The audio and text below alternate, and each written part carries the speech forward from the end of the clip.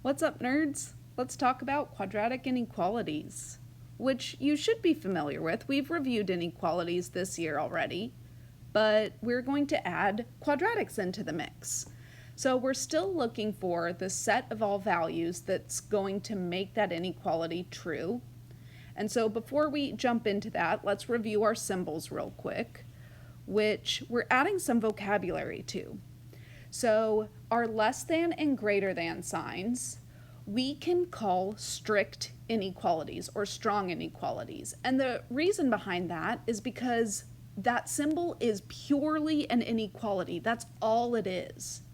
Versus when we add that equal sign underneath, that kind of creates a little hybrid situation. It kind of creates a situation where I can be less than or equal to, and so we're going to call that a weak inequality because it's not just an inequality, it also could be an equivalent equation.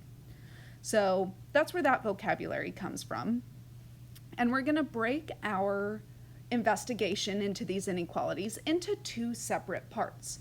We're going to look at how do we deal with inequalities that have two variables versus how do we deal with inequalities with just one variable. And let's start by talking about how do I know the difference. Okay, so when I'm dealing with two variables, right, I have an x and a y in the equation. Or maybe we're using other letters, but I just have two different letters that I'm using. And even though x appears in two places, I wouldn't call this three variables, because even though x squared and x are different terms, it's still the same variable. It's still that input or independent variable. So that's why I would call this equation, or I'm sorry, this inequality, an inequality of two variables. Okay, and these two examples down below are each one variable, because in both of them, I only have x as my variable. The other side is just a value. In this case, it happens to be 0 in both examples. And in fact, when it doesn't equal 0, we'll want to move everything over to one side, so it does. And we'll talk about why when we get to those examples. Okay, so two separate styles of problems, which you have to be able to identify. Is this a problem of two variables? In which case my answers will be sets of ordered pairs, right? Because in two variables, my solutions would be x comma y, right? Because there's two variables there. Versus one variable where my solutions would be just x values. Are only x. And we will style those either as intervals, which is my preference, or you can style it as a set with an inequality. That is also fine. Okay, so let's jump into two variables first.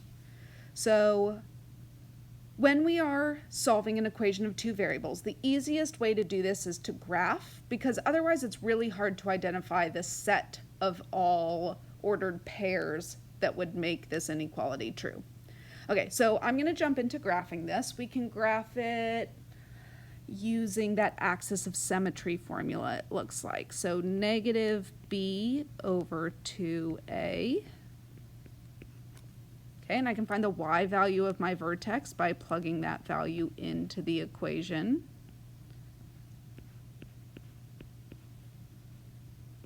Let's see, 1 minus 2 is negative 2. Nope, it sure isn't. 1 minus 2 is negative 1, minus 1 is negative 2. Okay, so I'm going to go ahead and put my vertex at 1, negative 2.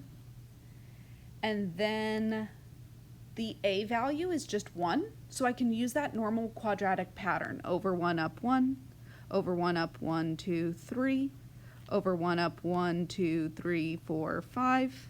Okay, and complete that again on the other side. Okay, and then that note from the left over there, when I have a strict or strong inequality, I need to make sure that I used a dashed line, because I am not allowed to pick values from this line to satisfy the inequality. So using that dashed line kind of means this line is invisible. It doesn't really count towards my solution. Okay, so there's my beautiful little graph. Now we need to think about what this inequality means. So we are picking the y values that are strictly greater than my equation that I have graphed. Okay, so the y values that are greater, I like looking at the y-axis to help me with this. Here's where the y's are bigger than my graph, so I'm going to shade the region that includes that. And I should be able to pick any point from this region, and it will make this inequality true. So I'm going to pick this point right here. This is the point 36. And let's go ahead and try plugging in 3, 6 just to verify that I've shaded the correct solution area. So 6 should be greater than 3 squared minus 2 times 3 minus 1. 6 should be greater than 9 minus 6 minus 1. And 6 is in fact greater than 2. And I could have picked any point in the solution set. I could pick 0, 5, I could pick 1, 0, I could pick 2, 2, right? Any ordered pair, even if it's a weird number, should satisfy this inequality. Okay, so this is how I would represent my solution, is by shading the appropriate area of the graph. Okay, that's different for when I'm only dealing with one variable. So let's start with this example on the right, since we just did a graphing problem. Okay, and what's interesting about one variable, since I only care about the x values, right? Solutions are just the x's. I don't have to graph this very well. We certainly could find the vertex and use the pattern to graph the quadratic pretty good.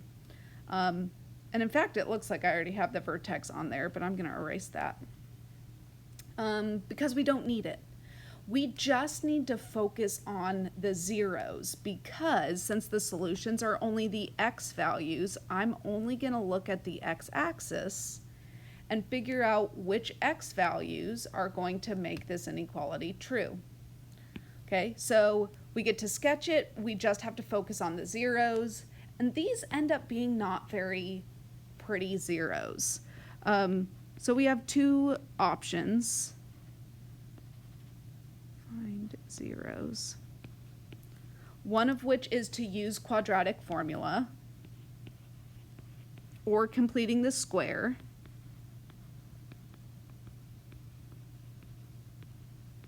The other option is if you have your calculator available to you, you can just use your calculator, graph it on your calculator, find the zeros, and that's what I'm going to do for this equation.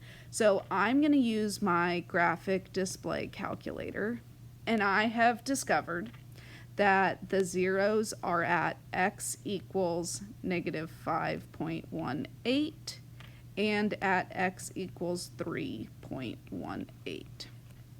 Okay, so let's go ahead and place those as best as I can on the graph. So this is at 3.18 and negative 5.18. Okay, and I know it's an upward facing parabola. I have a weak inequality, so I'm going to use a solid line. And I'm just going to sketch the rest of this. This does not have to be good at all. The only part that I care about are the zeros for this. And again, the way that I know that is because since I only have one variable in my equation, I only care about the x-axis for my answers. Okay, now let's think about what this inequality means. This inequality says that the graph needs to be less than or equal to 0. Okay, so if I look at my graph, this is why we spent so much time at the beginning of the year about whether a graph was positive or negative, because I can see on the graph, this is the region where the graph is less than 0. This is the region where my graph is negative, which means the interval that's going to make this inequality true is this interval on the x-axis. Okay, so my solution is going to be, so I'm going to go ahead and make it clear that this is my answer. My solution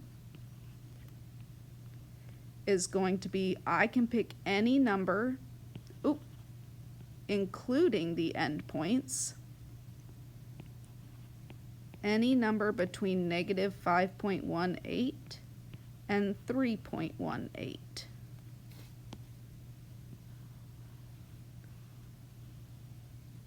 Okay, and we can check just like we did on the last problem. We can check to verify that. I'm going to pick 0 as a point. Well, not even as a point, right? All I care about are my x values, right? And hopefully you agree that 0 is within this interval. So when I plug in 0, 2 times 0 squared plus 4 times 0 minus 3 needs to be less than or equal to 0. And I end up with 0 plus 0 minus 3 is indeed less than 0. So that's how I know. I just tested a value in this interval and I verified that that does make the inequality true, right? And that's how we can use a graph almost as a shortcut to solve these inequalities. Okay, well, what if you don't have your calculator and you don't want to do the quadratic formula? Well, that might be inevitable, but let's look at how we could just solve that algebraically without graphing. Okay, so I'm going to start by replacing the inequality with an equal sign because we just want to solve this like normal. So it just makes it a little bit easier to think about if we replace it with an equal sign. Okay, and hopefully it becomes more apparent now that we just need to solve this quadratic. So we can solve by factoring, we can solve by quadratic formula, we can solve by completing the square, and fortunately, I think this factors pretty nicely. Well, it'd help if I wrote it in the right order.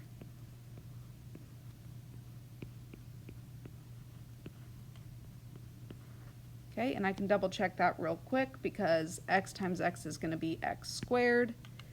8 times negative 4 is going to be negative 32. And then 8x minus 4x is going to be positive 4x. Okay, so I know I factored it correctly.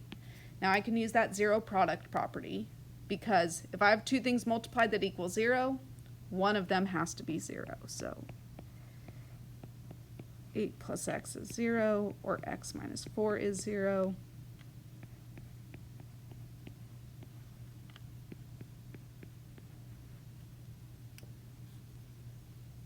Okay, and this is not my final answer, right? Because I didn't start with an equation, I started with a strong inequality.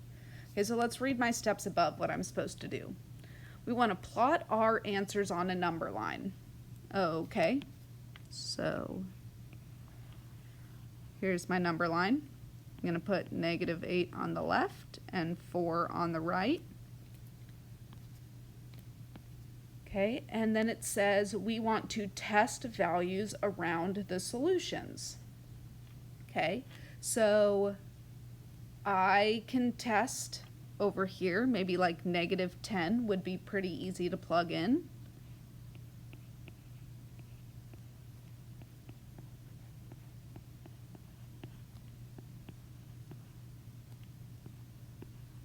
Okay, and we're asking ourselves, does this make the inequality true?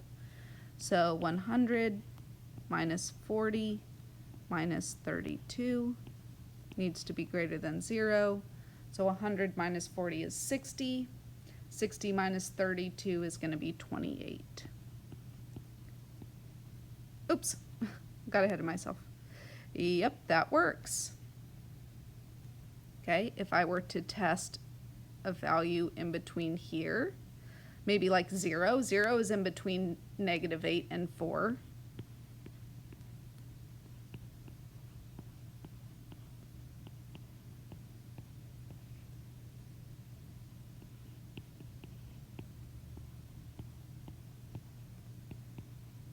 negative 32 is not bigger than 0.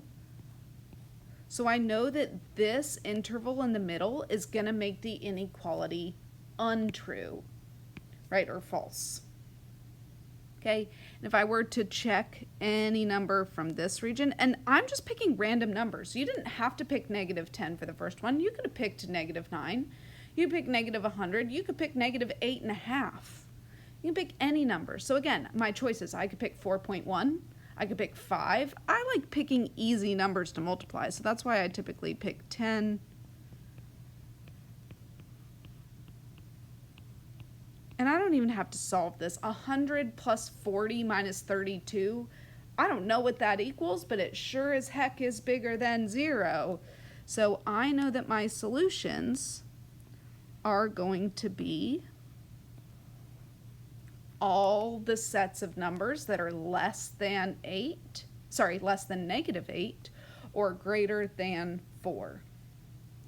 Okay? And this also goes back to something that a nice little trick we talked about when we first did inequalities, is this is a greater symbol. So ors in this context will always point away from each other. We need to be careful. That's not a rule that always works, but when we're dealing with singular equations like absolute values, or in this case quadratics, it will be a nice little shortcut that you can use. Okay, so we need to style our answer then. Our answer is going to be negative infinity to negative 8 and 4 to infinity.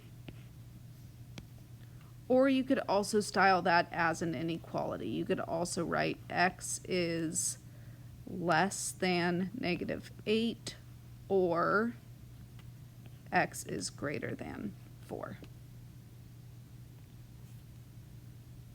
Beautiful. Now let's hop into some SAT and ACT practice. Okay, which equation best matches the quadratic inequality graphed to the right? Okay, so my first suggestion is if you have Desmos available to you, use Desmos. That's going to be the fastest way for you to verify this. If you don't have Desmos, let's go ahead and rearrange these equations. So I'm going to rearrange this guy. Subtract 8 from both sides.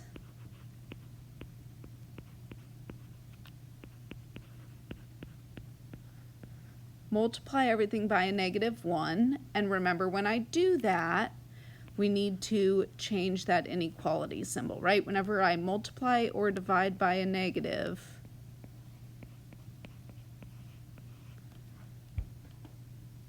that's what we need to do.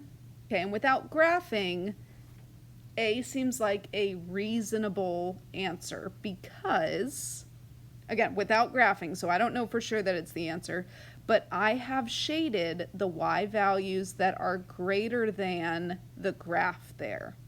Okay, so this seems to make sense so far, and I can pretty quickly eliminate 2 of the other answers then, because after I subtract 8 to the other side and then multiply by a negative, I know that this inequality is going to flip around the wrong direction.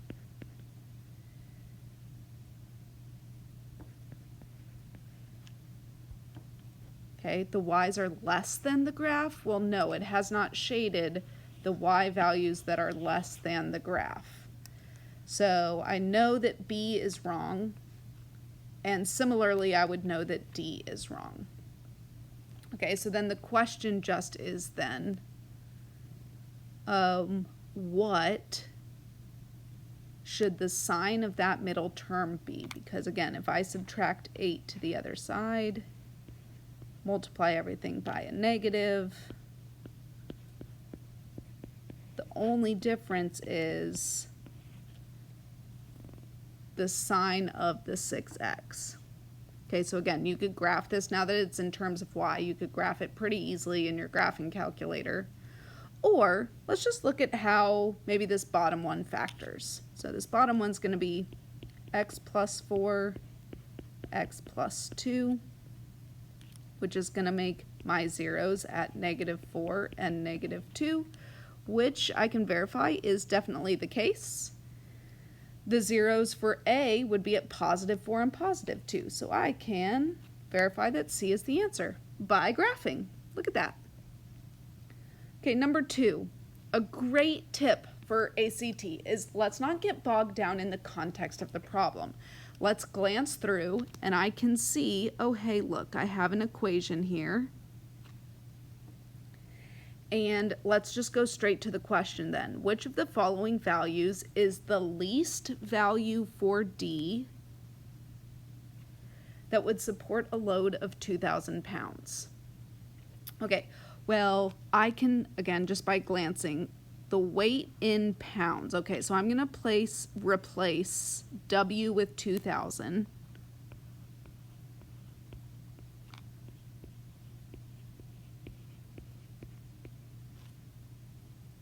And you have two options from here. Option number 1, which is always a good option, just actually solve this quadratic inequality, which we're learning about in this chapter. Okay, but sometimes we don't have time for that. Sometimes it's faster for you to guess and check, which is a great ACT strategy. So it's important that you know that ACT answers are always listed from least to greatest. Okay, so since it asks for the least value of D, let's start by guess and checking with the smallest values. So we want to start guess and check here. If it had asked for the greatest values of D, we would want to start from the end of our answer options. Okay, so if we plug in 0.5, that does not make the inequality true. And you can just do this in your calculator, right? I don't expect you to be able to do it in your head. But A would not make it true. B also would not make it true. C is going to be the first one that is going to make the inequality true. So that would be the least value for D that is going to support a load of 2,000 pounds. Okay, and again, great ACT strategy there. Okay, again, 3, let's not read the whole question because I can see an equation right off the bat. Let's go straight to the question. How many bobblehead dolls, well that's clearly B, how many bobblehead dolls would the business have to sell for their profit to be greater than $100? Okay, so I'm looking for, I want their profit to be greater than $100. So I'm going to plug that equation in. I want that to be greater than $100. And I would graph this, especially if you have Desmos available to you. I would graph it, and then you should be able to quickly see that your zeros are going to be at 25 and 50. And I guess that actually brings up a good point. How would you graph this? Because if you try graphing it with B's in Desmos, it's not going to work. So when we graph it, either in your calculator or in Desmos,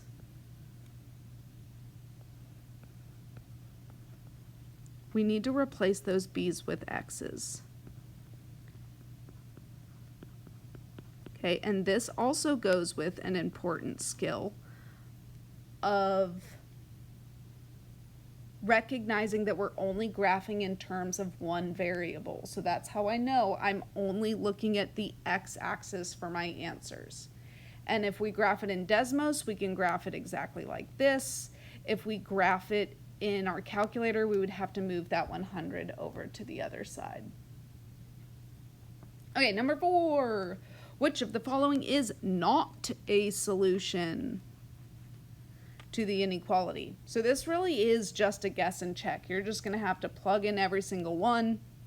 Okay, for the first one, is 1 less than 2/3 x plus 3. 1 is less than 5/3, but that makes it true, right? I'm looking for not a solution. So plug in my next one. That works.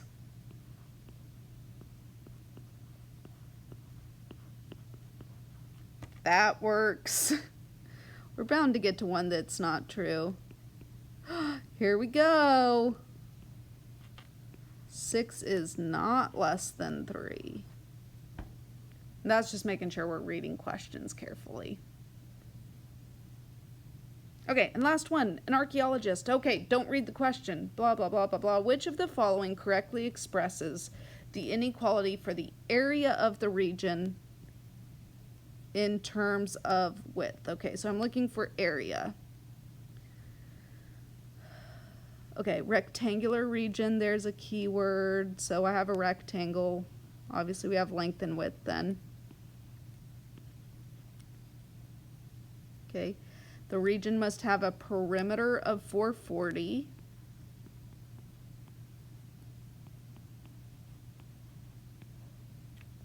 Must have an area of 8,000. Oh, I'm sorry, an area of at least 8,000. So the area needs to be greater than or equal to. That is important. Okay, and what's the question? I want to write the area in terms of width, which means we want to get rid of the L. Okay, so if we're trying to get rid of the L, we can use substitution.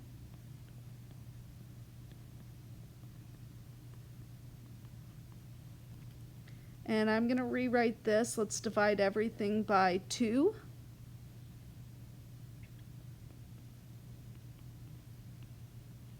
Subtract W to the other side. And now I can substitute this for L. Okay, and I will get 220 minus W is greater than or equal to 8,000. And I don't even have to solve it. I'm just looking for the correct answer here. So it's definitely not one of the ones with 440. They forgot to divide by 2. And we need greater than 8,000. There we go. Answer is A. So happy studying with those inequalities, and I will see